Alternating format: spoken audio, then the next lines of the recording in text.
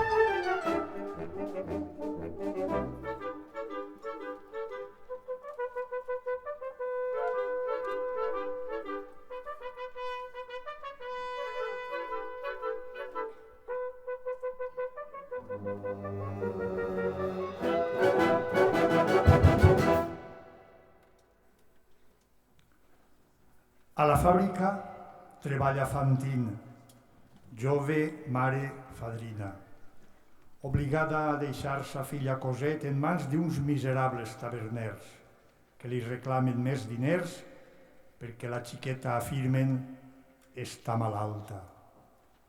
El capatàs, en descobrir que Fantine té una filla il·legítima, la despatxa. I ella es veu forçada per salvar sa filla a vendre el seu collar, després els seus cabells i, per últim, el seu cos.